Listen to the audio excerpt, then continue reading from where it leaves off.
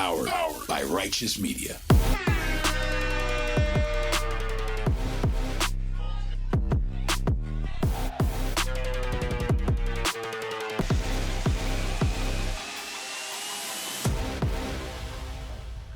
Welcome to Independent Americans. Welcome to episode 338. And welcome to a dark and perilous new chapter in American history. I'm your host, Paul Rieckhoff. And as Los Angeles, our military, our protesters, and all of our country finds itself in the crosshairs of Donald Trump's quest to dominate America, the Statue of Liberty is over my shoulder. Many Americans are living life uninterrupted. Some, like those guys, are on jet skis. But others are right now being deployed, active duty Marines being sent into the maelstrom that is Los Angeles, with likely more on the way. And now, more than any other time in our lifetime, and now, more than any other episode I've recorded in over the last 5 years, now is most definitely a time to stay vigilant.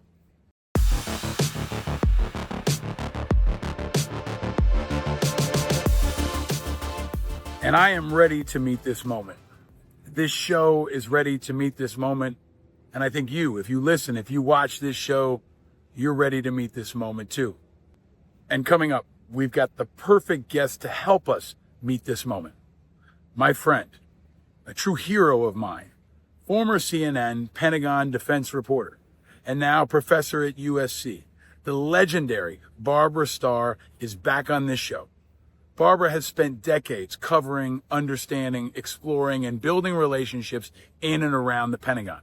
Barbara knows the modern American military and all the politics that surround it better than anybody. And she's my guest, and she is not holding back. She will give you an analysis of this situation you won't find anywhere else, and she'll give you a warning of not just what's happening now, but what could be soon to come. But before we get to that, as the sun starts to set behind me and behind the Statue of Liberty, let's quickly run through my top topics.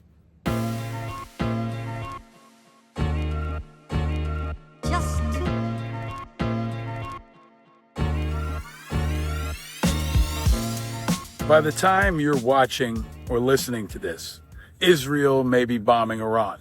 It certainly looks like tensions are rising for a possible engagement in the Middle East. But here at home, this week, Trump dropped a different kind of bomb on our politics, on our military, and on our civil-military divide. It is on. As I have long warned, Trump has finally started to activate the military plan that he's put in place for months. The pieces have been set. He has been looking for a time and a place of his choosing to push the limits, to break the glass, and to push our military and our country into a place we've never gone before. And the Battle of Los Angeles is that place. Trump was looking for the right place to make an example of. And for many reasons, Los Angeles, California, and Gavin Newsom were that place. Newsom is known around the world as a Democrat. California is viewed by many as a liberal state. There's been a history of riots and unrest in Los Angeles. You've got an overwhelmingly diverse population in Los Angeles. You've got a couple of folks in LA who protest who might go across the line. And you've got the media attention of having a conflict in Los Angeles. Trump was looking for a place to start to execute his plan. And he's chosen Los Angeles.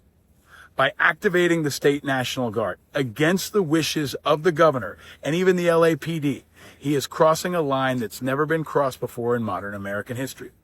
He is deploying our National Guard into American streets and activating them under Title X federal status despite the resistance of the governor of that state. And he's going one step further, a dangerous and massive step further. He's also sending in federal troops. He's sent active duty Marines, which has never been done before in this kind of manner, into U.S. soil to stand against American protesters. The American military is like a giant hammer or a gun wrapped in glass that should only be broken in case of emergency. When I was in the National Guard, I was deployed on U.S. soil after 9/11. But this is not 9/11. This is a group of protesters that can be controlled by the LAPD. But he has chosen this time and this place to do what he's been waiting to do since his first term. What he's doing is putting ICE at risk, the LAPD at risk, our National Guard troops at risk, our active duty Marines at risk, the protesters at risk, the immigrants at risk, and our media at risk. He's putting everyone at risk. He knows what he's doing. This is intentional, and he is choosing to put Americans and America's national security at risk. This is all bad, except for two groups of people. Trump himself and the people who are around him, enabling him, and his minions who want to see him continue to consolidate and increase his power, and our enemies, Vladimir Putin, North Korea.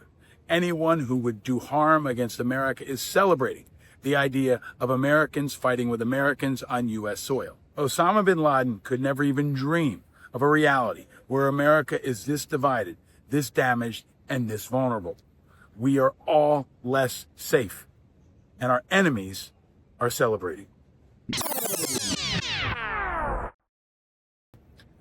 And I've been breaking down all of it, trying to add my perspective and analysis and speak truth to power on media interviews almost nonstop this weekend, including MSNBC, CNN, and News Nation. Here are a couple clips that summarize a lot of it and break it down even further. Governors want to turn over control of their states to the United Because States military. Because they're complicit. I mean, these are people who are on board with the entire plan. I mean, Huckabee's perfect. I mean, imagine if Tommy Tuberville gets elected in Alabama. This is all the pieces that have been put in place so this stuff can start to unfold. Gavin Newsom can try like hell to push back, but I don't know if he could stop him. I mean, he's going to try to sue him and say it's illegal, but he's going to invoke Title 10. He can invoke the Insurrection Act. And I think maybe more importantly, Nicole, there's kind of a failure of imagination in America right now. And we had that same problem before January 6th. And this weekend, we've got a military parade happening in Washington. What happens if Trump doesn't want to make them leave after the parade? What if he says, let's just keep them there because I feel unsafe, the Capitol is unsafe, we're worried about protesters? These are the kinds of most dangerous course of action we have to think about as Americans, and especially national leaders have to challenge them on, not just what's happening now, but what's happening next. Will you promise, do you assure us that those troops are going to leave after the parade? Or are you going to find a reason to keep them there? Paul, the backdrop to all of this is Donald Trump's use of the military, or his desire to use the military domestically. This is also coming just a couple of days before he's about to have a massive military parade on the streets of Washington, D.C. I've been a National Guard soldier deployed on U.S. soil, but that was for 9/11. This is not 9/11. This is bad. This is stressful. This is may grow into a national security situation that expands. But right now, the use of the National Guard and the active duty, in my view, is unprecedented, dangerous, and unnecessary. And I think what I want to ask folks to think about is the 18-year-old National Guardsman that's stuck in the middle of that right now. Does that have to happen? Deploying our National Guard, deploying our active duty should be a last resort when our national security is imminently threatened. I don't think that's the case right now, and I don't think most Americans do either. And there's a bigger important point. Anytime you send American troops into a mission, you owe them a clear mission, you owe them rules of engagement, and you owe them overwhelming support of the American people. And we don't have that right now, and that puts our troops and everyone around them in jeopardy. We saw the images of... And you have kind of the experience for this, you were deployed as a guardsman, right? Because we've talked about your service in Iraq before, but you've been deployed as a member of the Guard? Yeah, I've been deployed stateside in the Guard after 9/11. Yeah. Here in New York. I've also been deployed to Iraq. And I think it's important for folks to know that that was after 9/11, right? That was a major attack on U.S. soil. It was totally unprecedented. And I think federalizing the National Guard, which is what Trump has done in California, and then sending in active troops is kind of like a break only in case of emergency, like break glass only in case of emergency situation. And doing this, in my view, is really extreme. It's unprecedented and puts our troops in a lot of danger.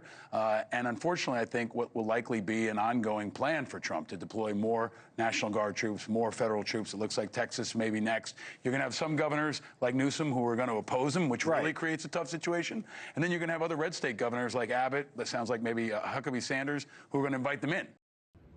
And courageous voices of patriotic Americans have never been more important. Whether you're a U.S. Senator or a working dad or mom, everything that you can do matters. Your voice is key. Be smart, be strategic, be informed, and stay vigilant and frosty. All of us can do our part to lower the temperature and de-escalate the tensions all across America. That doesn't mean laying down for the bad guys. It doesn't mean setting aside your values. It means being smart, being strategic, and staying frosty for what could be a very dark and tumultuous couple of months and maybe even couple of years. This moment in America is a precarious one.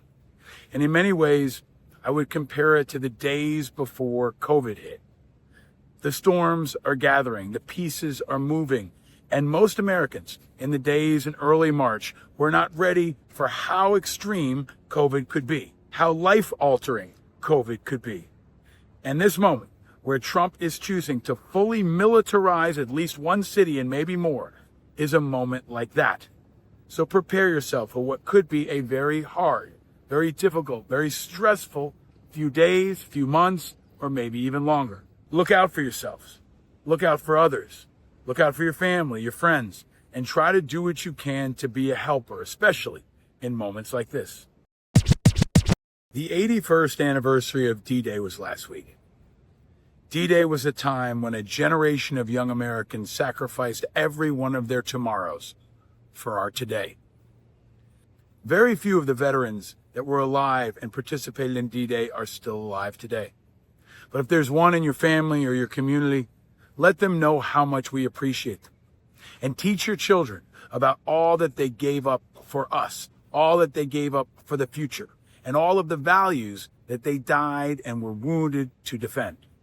And let that spirit inspire us today to stand up in our own way in defense of our values now.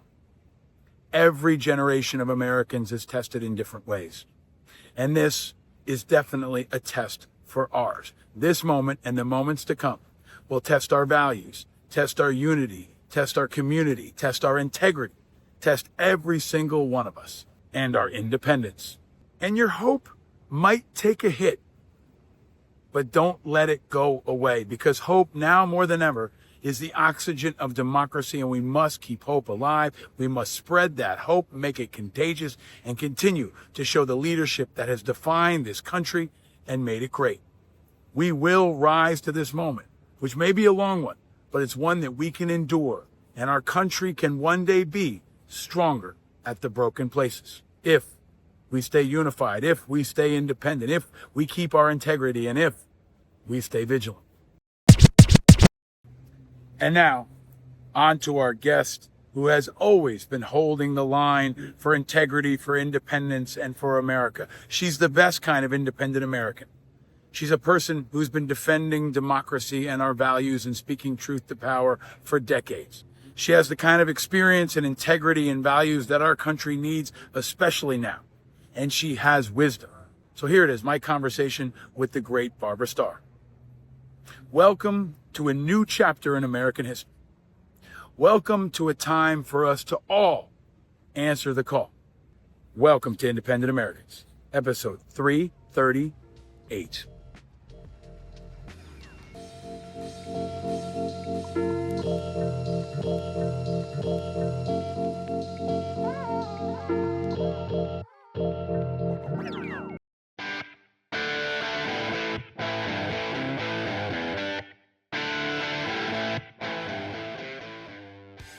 Ladies and gentlemen, independent Americans around the country and around the world. The weather in New York City today and in many parts of the country is beautiful, but the times, in my view, are dark and growing darker and very serious. And this show has always had a unique focus on national security, veterans, military affairs. And when everything started going sideways in many ways, or forward in many ways this week, there was one guest that I wanted to talk to that I think could help us make sense of it and help us anticipate what's coming next. I think she's been a conscience for America for decades, especially on national security issues. The great and powerful Barbara Starr is back on Independent Americans. Welcome back, my friend. Hey there, how are you? I'm better than America right now.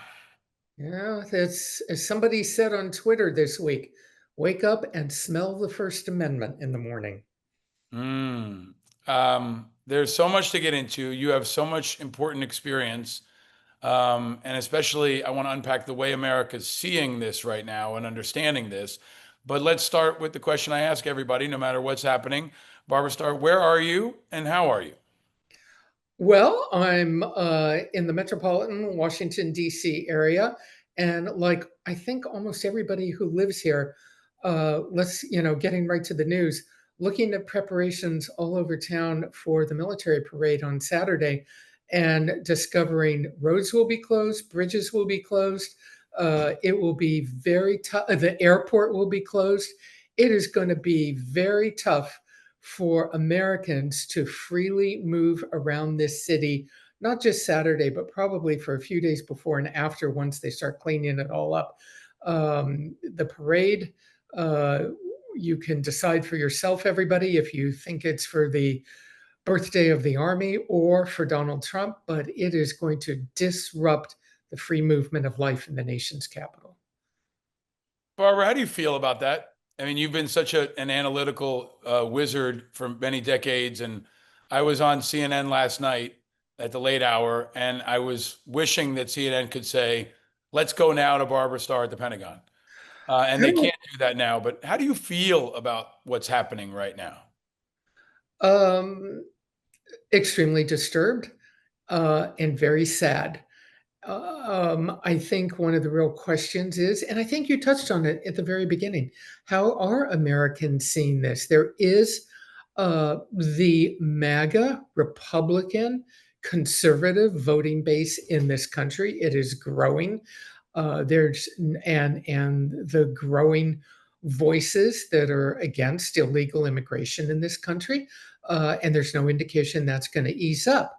But I would caution everybody needs to pay attention to all of this because you may wake up one morning and it will have slipped over the edge into something that nobody wants. And the people, you know this, Paul, the people who say, oh, President Trump is just talking.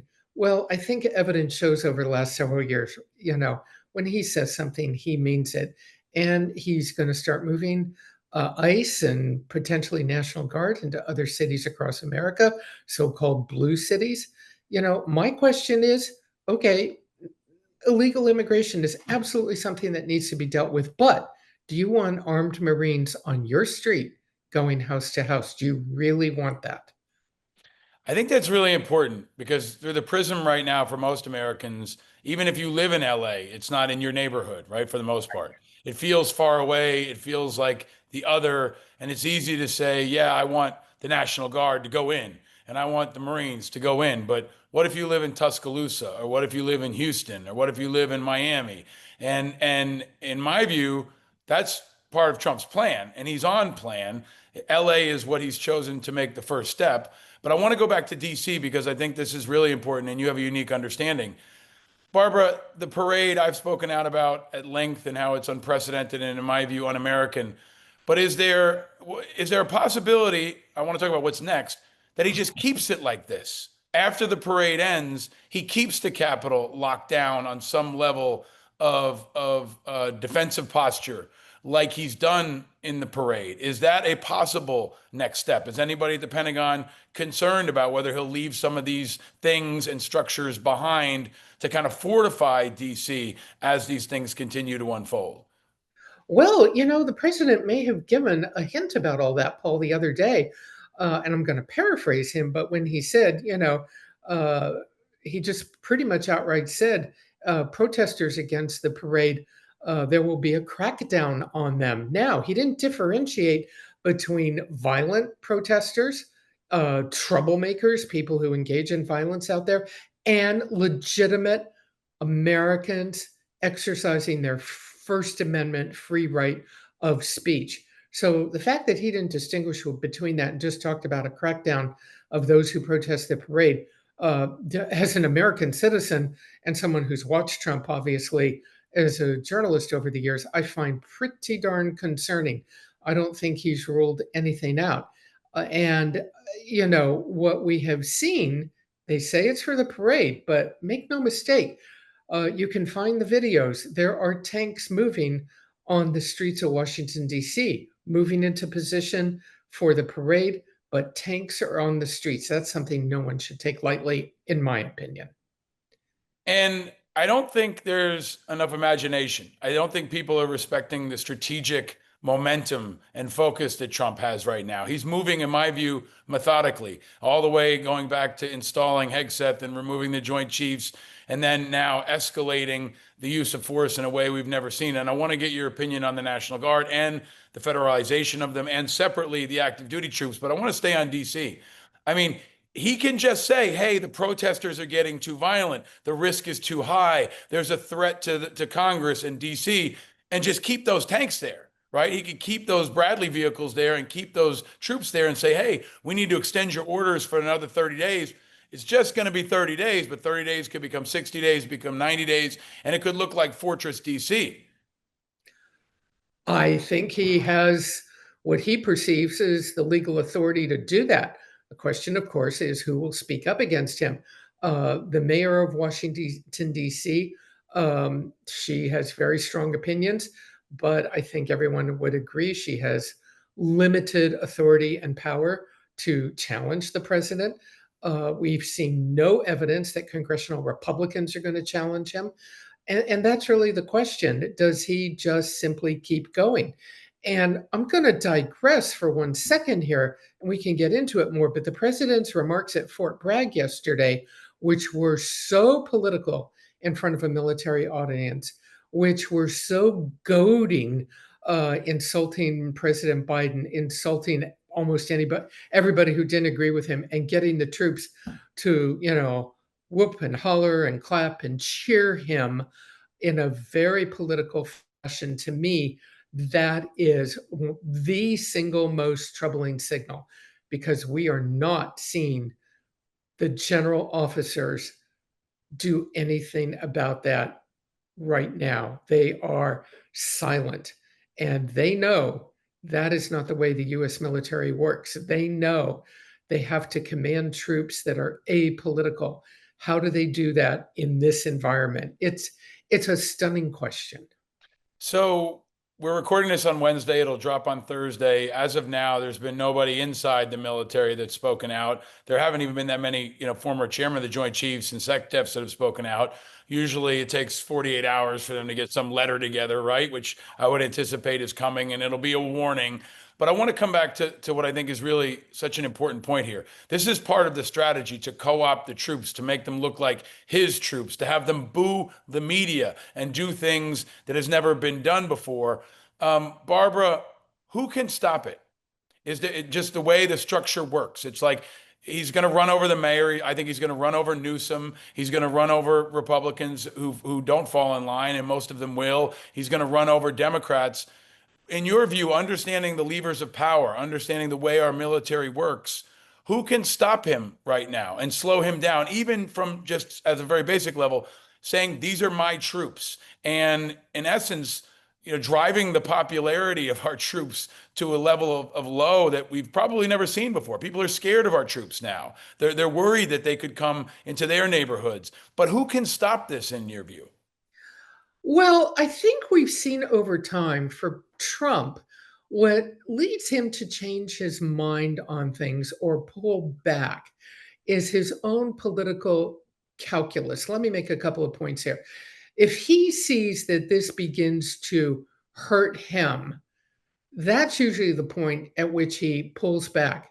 But I honestly don't see that happening, because we have so many Americans who are in favor of tamping down on illegal immigration. I come back to this. That's a perfectly legitimate point of view, but I'm not sure all of them see the price being paid for that right now. But that's usually when he changes, and then eventually he gives it a couple of months and he circles back. So I don't know. Will Republicans do anything about it? I don't know if you saw it, but yesterday, Mike Johnson, the Speaker of the House, in line in the succession for the presidency in the event of a crisis, Mike Johnson publicly said California Governor Gavin Newsom should be tarred and feathered for his opposition to for how he's handling the situation in California. Tarred and feathered, a call to violence. against an elected official in this country. If the circumstances had been reversed and it was a Democrat suggesting violence on a Republican, can you only imagine? And rightfully so, it should be investigated. Mike Johnson will have no repercussions from making this, in my view, completely outrageous statement. So, what else could stop Donald Trump? I'm going to rely on, if you'll permit me to say, my peeps, journalists, the free press in this country. And sadly, we hope it never comes to the point when the free press is there on the streets of America and sees disaster strike. And of course, that would be the loss of life on the street. We don't want to see that at all. But the important point here is the press corps will be there. They can say all they want, but you do not see the retreat of the press corps in covering this story. They can pressure networks. They can sue them. They can get all their little financial settlements. They can try and get people fired. But there are reporters stepping up to the plate. And as long as we have that, I have some sense of optimism. But they're also consolidating their messaging machine, and they're creating an alternative reality where some folks watch CNN and BBC, but more and more folks watch Newsmax and OWN and Fox, or just listen directly to the president or Pete Hegseth, right? And Hegseth has now consolidated his messaging. He doesn't do any press conferences, even this week. He's deploying federal troops on U.S. soil, no press conference, which is unprecedented. They're going to limit press access. So they're going to isolate the press. Maybe they'll arrest the press. Maybe they'll definitely demonize the press. But I would expect the press to get kind of smushed even smaller and smaller at a time when MSNBC, CNN, and others see declining ratings, right? See a crisis of their business model. I mean, you and I talked beforehand about Substack, about alternative and independent media, and how important that's going to be. But I want to go back to leaders in particular. Don Bacon is out there, right? Like former Air Force general who's kind of bucked Trump at times. Lindsey Graham recently broke with Trump on Ukraine. I'm not counting on him.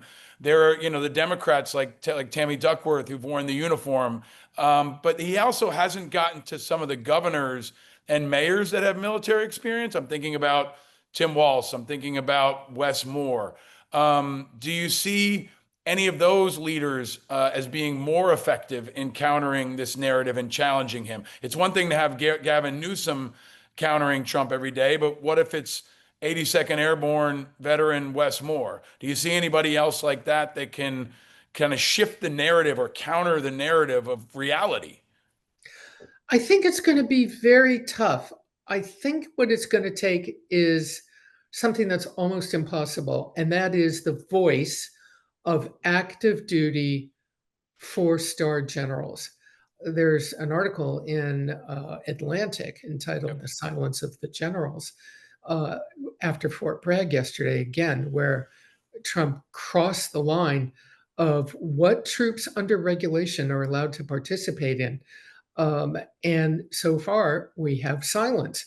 Mark Milley, the former chairman of the Joint Chiefs, who's now been vilified by Trump, who suggests he's going to investigate him for treason at times, but got a proactive pardon from President Biden, I believe. Milley was the voice. He would talk about, without referencing Trump, he would talk about the troops serve the people. The troops swear an oath to the Constitution, not to a president. The troops are there to defend the First Amendment. We are going to need to see 4-star generals stand up in this country and say that. They can do it without challenging Trump directly. All they have to do is speak truth to power, that the American armed forces serve the people of this country and serve the Constitution. That's what needs to be said again and again and again. And right now, the one person we have never heard from on this is the current chairman of the Joint Chiefs, General Dan Kane. By all accounts, a perfectly respectable 4-star, but I do wonder how long he can stay silent, at what point he is going to need to speak up and speak about the Constitution. So, Barbara, we know what's happening now, right? There are probably isolated conversations in the Pentagon where Sure. generals are saying that, right? Or they're Right. talking What do to we each do? other. We can't do anything. Right. Or like, how do we pick our spots? How do we keep them in check, right? There's always this kind of negotiation with their own constraints. And what we've never seen is what you've seen in other Western countries where a general quits and walks out and walks over to 60 Minutes or goes public, right? And we know what'll happen. Hegseth will fire him or her. They'll vilify them. They'll demonize them. They'll Fauci them like they did to Milley. But it feels like we keep waiting for the white knights to ride out that never do. In this professional military, they never do it. We'll more likely see it from lieutenants or from sergeants. And there are calls from the left for these people to resist. But as of now, correct me if I'm wrong, these are not unlawful orders. They could argue that they're lawful orders. It's a really hard thing for a 19-year-old private to say, this is an unlawful order when he deployed me to a street. Now, if they escalate it, that becomes a different story. But I want to ask you to go back to maybe the point that I think is really, the couple points I think are really, really strategically important. Number one, he sent the National Guard, he federalized the National Guard in California and activated them against the wishes of the governor, right? Which is really important. LAPD said no, governor said no. He did it anyway. He took them, which he can do, right, under Title 10, made them his and put them out there. Can you talk about that? Right? Because that can happen again in other places. If the governor of New York, Kathy Hochul, says no, if Governor Pritzker in Illinois says no, he can do the same thing. And then in other states, red states, Huckabee in Arkansas has already said, I'd love to have them. I think Governor Abbott in Texas says, I'd love to have them. So we'll have this balkanization of red states and blue states where their commander in chief of their National Guard wants them in the streets. And then it's right one state over, they don't. So that's a level of military civil divide we've never seen and a pressure on our military system we've never seen. But can you talk about your view on the danger of that piece specifically, where our National Guard troops especially are going to become caught in this political tug of war? Wow. If I only could have a magic solution, and I don't. I mean, I think you're right. This is the critical problem. And this comes to the real bottom line. Under President Trump, he is fundamentally changing the nature of the United States military. Hegseth likes to talk about, oh, we're now more lethal. We have great weapons, fit. We focus on fitness. We're not woke. We're not worried about pronouns. We're not worried about diversity. I could argue you should worry about diversity, by the way. That's another whole subject. So they like to think they're on the right track, but there is this balkanization. And I am not convinced that Americans who voted for Trump clearly voted for him to deal with illegal immigration. Did they vote really for a change of fundamental skirting the Constitution change in the very nature of the US military? Because hopefully never happens, but you and I both know the chances are sometime there will be that 3 a.m. phone call. Troops will have to go overseas on an emergency basis and engage in a level of operations, whether it's outright combat or some other level of operations in that general arena.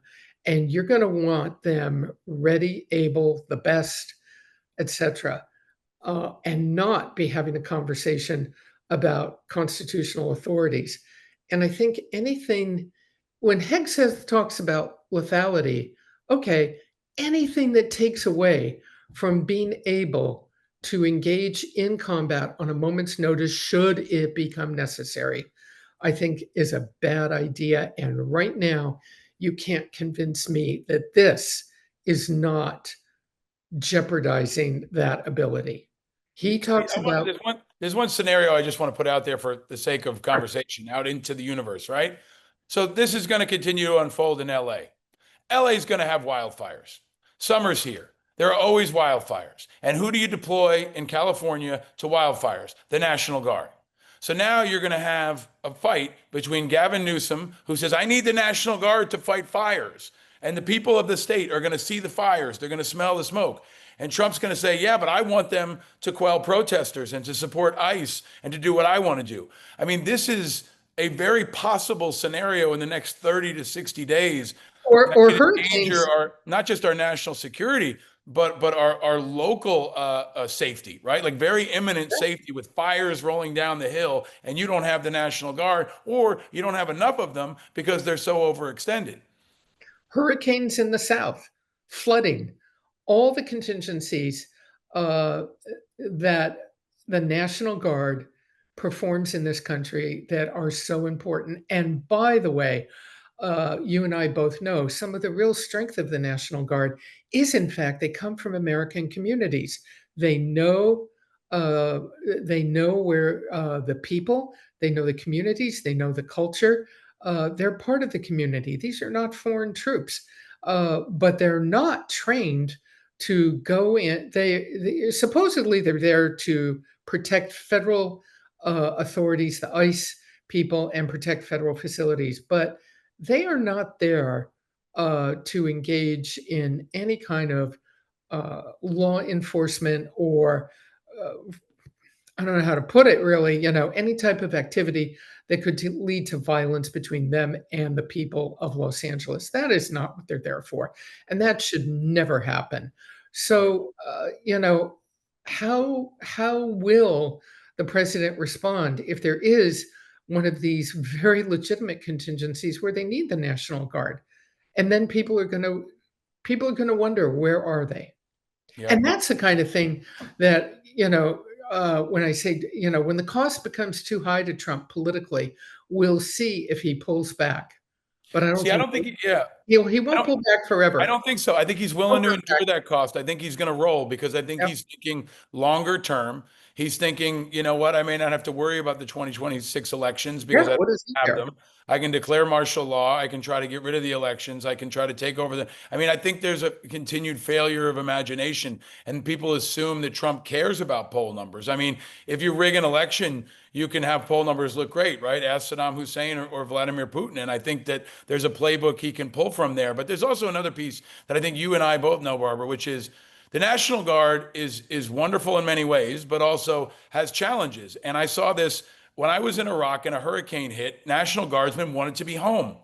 They wanted to be back in Louisiana where their homes were being destroyed. Now, when homes start being destroyed by hurricanes, when floods start happening, when fires start happening, when people just don't want to go and they don't show up for a deployment in the National Guard, that I think is a crisis point that we may have to anticipate. We don't know what level of responsiveness they've gotten from everybody they've called up, right? They probably called up a pretty full unit. But as you go deeper into the National Guard, what happens when only 70% show up or only 8 or 90%? What about the other 10% who either don't want to go or say, I am conflicted because there's a wildfire in my backyard? I mean, I don't think that that's something that people outside the Guard and the military are considering as a possible reality. I think that's right. And it gets to that point of, when does the political cost become too high? I don't think he ever abandons the idea, but I think there could come a point in the near term. And going back full circle to Los Angeles, as we now all understand, and I should say, Los Angeles is my hometown. I grew up there. My dad worked downtown in the garment district for many years. I know that city. I know the off ramps on the freeway that they're talking about. Los Angeles has an incredible, rich immigrant culture: Hispanic, Latino, Asian, uh, from South America, from all over the world, and especially Hispanic. And the National Guard draws on some of these communities to make up their forces. These young people want to join the National Guard, get benefits, be part of something. Uh, we will see. We will see very cautiously, if this were to grow, what that National Guard response in California will be. These are people who are part of the Los Angeles culture, part of the Southern California culture, all the way down to 29 Palms and Palm Springs, where the Marines are coming from. This is home to them, um, in the National Guard. So we'll see over time how this begins to sort out. Barbara, can you talk about the other part of this? Because the National Guard troops are now federal troops, but you've also got active duty troops, right? Now, the 82nd is going to be deployed, or whoever, right, is going to be sent in. We got Marines, active duty Marines going in LA because they're probably because they're the closest, right? And they're the easiest to get there quickly. But we're now looking at not just a scenario, but a reality where he does use federal troops on U.S. soil. I've sounded all the alarms about this. I think this is the equivalent of breaking glass, right? You break glass in an emergency only. I said this on CNN last night. You know, I was deployed on U.S. soil, but it was after 9/11. And this is not after 9/11. This is something different. But can you talk about that piece specifically and just how, I mean, I think people are going to understand how unprecedented it is, but your view on maybe how you feel about it, what you think about it, and how you think people who can't speak that you know in the Pentagon feel about that element specifically, Marines being sent to LA.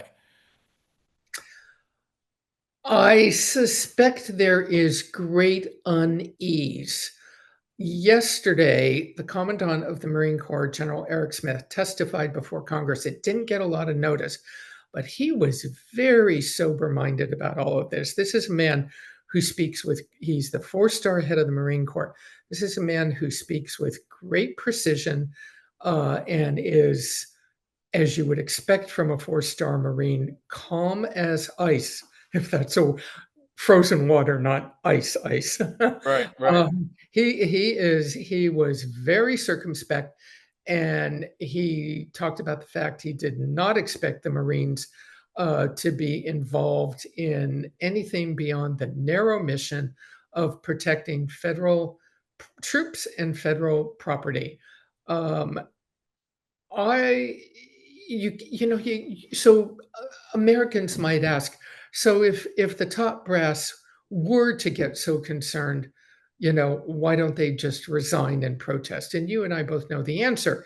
You resign and protest, you're a headline for 24 hours, and then they bring in, they fire you, and or you have resigned, and they just bring in somebody else more aligned with their own philosophy. Yep. But Hegseth is going to have to make some effort to be effective. And that is coming for him. He hasn't had to worry about it so much. He's going to have to be effective amongst the Joint Chiefs. He's going to have to operate as a voice that they will listen to and not quietly figure out how to work their way around. So I think there's an awful lot still to play out here. Without him calling it a coup, which is what, you know, it won't take much for Hegseth to jump at that word, right? I think he will use that to demonize and to freeze opposition in the uniformed services that we should all anticipate. But the leaks are everywhere. Even before this happened, Hegseth's own former staff was eating their own. They're leaking constantly. He's got half of his communications staff gone. So he's trying to hold it together, but they have this bully pulpit and these tools that they keep using, and, you know, saying that you're not patriotic, saying you're not supporting the president. That chilling effect is a tool that he uses constantly. Let me ask you this, maybe to wrap it back together, and thank you, Barbara, for all of this. I hope I can get you on more often as this continues to unfold. What's next? We're not talking about Ukraine. We're not talking about North Korea. We're not talking about our foreign enemies. And in many ways, I think our enemies are celebrating. This is like a dream for Osama bin Laden. But as this plays out, and let's assume it continues to expand the way Trump says it's going to be, what's next? What does it look like? What are the guardrails, or what do you see as the most, you know, dangerous course of action and the most likely course of action? Well, you know, I sort of think about this in terms of Washington and politics. And I think it is absolutely critical that the Republicans stand up, speak, and be heard. I don't think right now that's very likely, given the fact that, again, Mike Johnson felt perfectly free yesterday saying Gavin Newsom should be tarred and feathered. He didn't think he would get any pushback from his own Republicans in Congress, and he really didn't. The Republicans in Congress, as we get closer to the midterms, are going to be evaluating how things look in their own districts, what kind of support they have, what their voters look like in their districts, and whether they think they're going to be reelected. So I think politics will play a part in this. I think we will see over the coming months, but it won't happen fast enough. That's the problem. The Republicans evaluate whether they need to speak out more. Hopefully they will, because it's the right thing to do. But it's going to take time, which, of course, on the streets of American cities, there may not be. I think we will see more protests. Hopefully they stay peaceful. That is when they are their most powerful. We see that going all the way back to the civil rights movement and the anti-war protests against the war in Vietnam. Americans protesting on the streets is nothing new. I think it should be celebrated. It's what the First Amendment is about. As long as they stay peaceful, they don't destroy property. That's what this country's all about. You have the right to go out there on the streets and speak your mind in a peaceful manner. And hopefully that is going to be the ultimate thing that will be the ultimate tool of power. I share that hope, but I also am balanced in the reality that we've got a president who doesn't want to turn things down.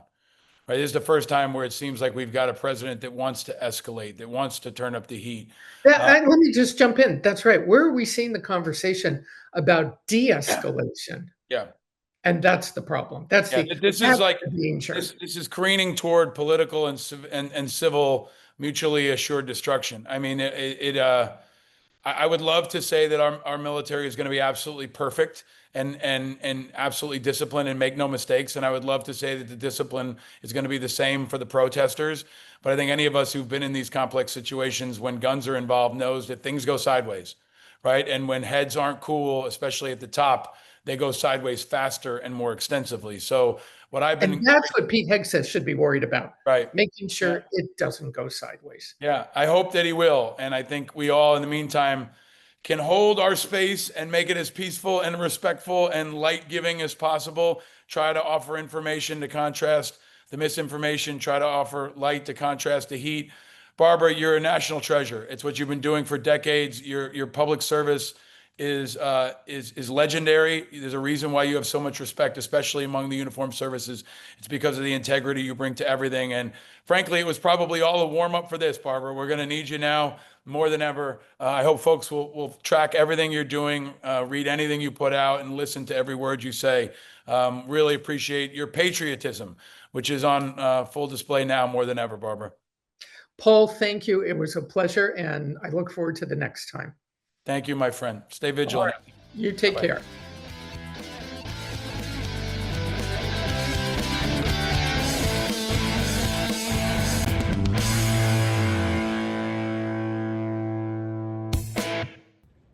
All right, friends, like Lady Liberty herself out here, Barbara Starr is holding the flame for America. And she's one of many who are rising to meet this moment. She's one of the folks that are running in when many are running out or just staying silent. Barbara Starr is a true American hero, a true American conscience, and she is most definitely a helper.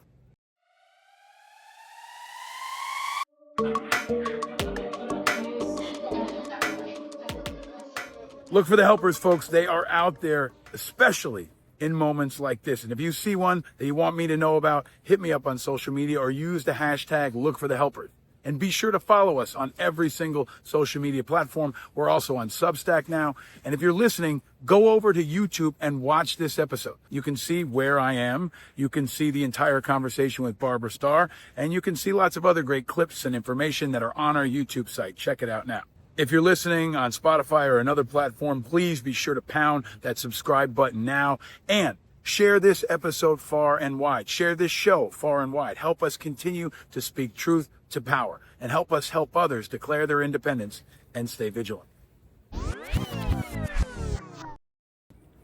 And go back and check out our archives where we've got a lot of great conversations with other patriotic, independent Americans who've been speaking out and speaking truth to power for years. Check out my recent conversation with the great Gary Kasparov.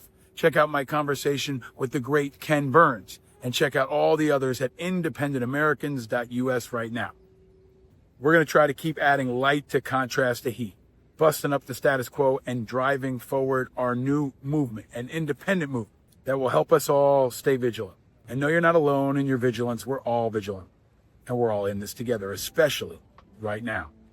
Be sure to check all of my social media for the latest. I will continue to be on traditional media as well. I'm often now on CNN, on MSNBC, on News Nation. I'm doing a lot of podcasts, and I'm getting out there and spreading the word as much as I can. So check us out on social media and look for more. The sun may be going down, and she may be bruised and sometimes battered, but that Statue of Liberty is still there, and she represents all of us. I'm your host, Paul Rieckhoff. Thank you for listening. Down with Hamas. Down with Putin. Slava Ukraine. God bless America, especially right now. And stay vigilant, my friends. Stay vigilant.